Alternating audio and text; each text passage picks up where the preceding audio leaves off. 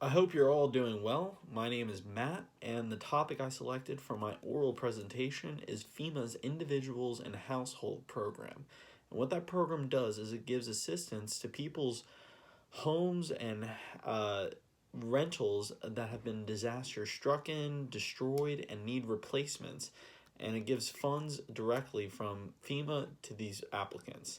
It was birthed from Robert T. Stafford's Disaster Relief and Emergency Assistance Act in 1988. And if you remember correctly, in our readings, this was a time where the late 80s and early 90s, there was a lot of natural disasters that were causing billions of dollars in damage. So there was a need for a systematic recovery process that only federal funds could fill. An important note to make is that FEMA's IHP program is part of the recovery process. We aren't necessarily trying to mitigate or prepare, and we're no longer trying to prevent natural disaster. Rather, we're responding and trying to create a new normal. If you see on the screen, you'll notice these homes are completely destroyed by flooding, and their most urgent needs have probably already been responded to, but they're still left with this long-term problem of having to deal with the major disaster that's been done to their homes and the fact that they can likely no longer live there. Next, we're going to talk about the qualifications and some of the eligibility you need to attain to be an applicant that gets approved for FEMA's IHP program.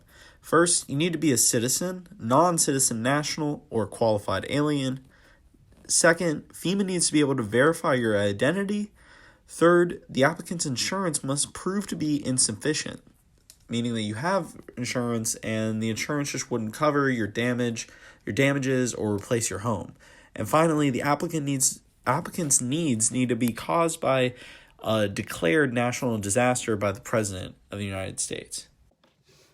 Next, I'm going to be talking to you about the two types of assistance FEMA's IHP program provides, and those are direct assistance and financial assistance. The two are mutually exclusive, however. So if an applicant receives direct assistance, they can't receive financial assistance, and the reverse is true as well. But first, let's talk about financial assistance, which tend to be funds that are given directly to eligible applicants. A program that I'll highlight first is rental assistance, in which when someone's home gets destroyed and they apply through FEMA's IHP program, they could be granted funds to rent a new property elsewhere. And the second program I'll highlight is lodging reimbursement. So if you or your family have spent money to purchase a hotel, a motel, or even a bed and breakfast, FEMA will reimburse eligible applicants who have applied. The second type of assistance I'm going to talk to you about is direct assistance, and this tends to be employed when housing options are unavailable and FEMA needs to provide a new home to disaster-stricken populations, especially individuals and households who lost their house or have experienced severe damage. And two programs that I'll mention are the Multifamily Lease and Repair Program and the Transportable Temporary Housing Units. First, Multifamily Lease and Repair program is one in which FEMA enters a lease with existing rental properties to expand and make room for an applicant. And this is a direct form of assistance. And the second program is the Transportable Temporary Housing Units, in which FEMA will actually buy the applicant an RV or manufactured housing unit, really any kind of temporary mode of housing to move them away from their disaster home while it's either repaired or replaced. The graph that you see on your screen now shows the average amount of assistance per household that was given in the last few disasters, notable disasters, Harvey, Irma, and Maria. And you can see two trends. Well, the first of which, owners are receiving more money on average than renters because there's more costs associated with the property than you own than the ones that you rent.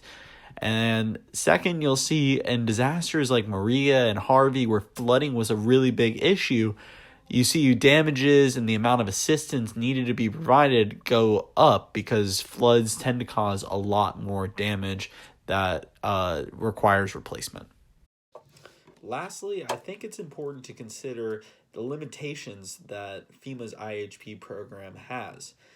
And I'll highlight two to conclude the presentation. The first limitation that I think emergency managers need to consider is the duration of the assistance. Only 18 months after the declared disaster date can FEMA provide assistance through its IHP.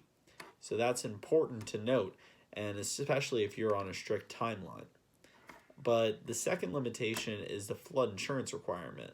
Because floods are so widespread and cause a great amount of damage, applicants who live in a special flood hazard zone and receive federal funds through FEMA's IHP need to purchase and provide proof that they're maintaining flood insurance through the future to continue to be eligible for these funds from FEMA. FEMA's IHP is a crucial program that provides and fills a gap between state and local agencies. Remember, we're at the end of this process. We're recovering and we're trying to create a new normal. So local and state agencies might already be exhausted of resources, and they certainly can't provide the funds and the grants that FEMA's IHP does. So since 1988, they've been filling that gap, and I think it's a crucial and important program to learn about in emergency management. It's been a pleasure presenting for you all, and I look forward to viewing all of your presentations as well. Thank you.